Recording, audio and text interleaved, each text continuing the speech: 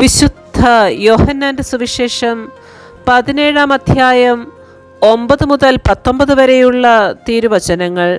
ശിഷ്യന്മാർക്ക് വേണ്ടി പ്രാർത്ഥിക്കുന്നു. ഞാൻ അവർക്ക് വേണ്ടിയാണ് പ്രാർത്ഥിക്കുന്നത്, ലോകത്തിന് വേണ്ടിയല്ല. അങ്ങ് എനിക്ക് തന്നവർക്ക് വേണ്ടിയാണ് പ്രാർത്ഥിക്കുന്നത്. എന്തെന്നാൽ അവർ അവിടുത്തേക്കുള്ളവരാണ്. എനിക്കുള്ളതെല്ലാം അങ്ങയുടേതാണ്, അങ്ങേക്കുള്ളതെല്ലാം എൻ്റേതും. ഞാൻ അവരിൽ മഹത്വപ്പെട്ടിരിക്കുന്നു. ഇനിമേൽ ഞാൻ ലോകത്തിലല്ല, എന്നാൽ അവർ ലോകത്തിലാണ്. ഞാൻ അങ്ങയുടെ അടുത്തേക്ക് വരുന്നു. പരിശുദ്ധനായ പിതാവേ, നമ്മെപ്പോലെ അവരും ഒന്നായിരിക്കേണ്ടതിന് അവിടുന്ന് എനിക്ക് നൽകിയ അവിടുത്തെ നാമത്തിൽ അവരെ അങ്ങ് കാത്തുകൊള്ളണമേ.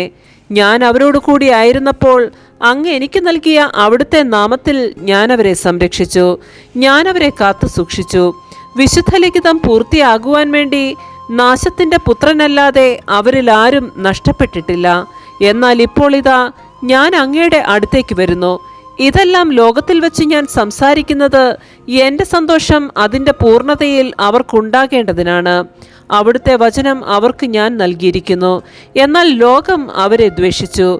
എന്തെന്നാൽ ഞാൻ ലോകത്തിൻ്റേതല്ലാത്തതുപോലെ അവരും ലോകത്തിൻ്റേതല്ല. ലോകത്തിൽ നിന്ന് അവരെ അവിടുന്ന് എടുക്കണമെന്നല്ല, ദുഷ്ടനിൽ നിന്ന് അവരെ കാത്തുകൊള്ളണമെന്നാണ് ഞാൻ പ്രാർത്ഥിക്കുന്നത്. ഞാൻ ലോകത്തിൻ്റേതല്ലാത്തതുപോലെ അവരും ലോകത്തിൻ്റേതല്ല. അവരെ അങ്ങ് സത്യത്താൽ വിശുദ്ധീകരിക്കണമേ. അവിടുത്തെ വചനമാണ് സത്യം. അങ്ങനെ ലോകത്തിലേക്ക് അയച്ചതുപോലെ ഞാനും അവരെ ലോകത്തിലേക്ക് അയച്ചിരിക്കുന്നു. അവരും സത്യത്താൽ വിശുദ്ധീകരിക്കപ്പെടേണ്ടതിന് അവർക്ക് വേണ്ടി ഞാൻ എന്നെ തന്നെ വിശുദ്ധീകരിക്കുന്നു. നമ്മുടെ കർത്താവായ മിശിഹായ്ക്ക് സ്തുതി.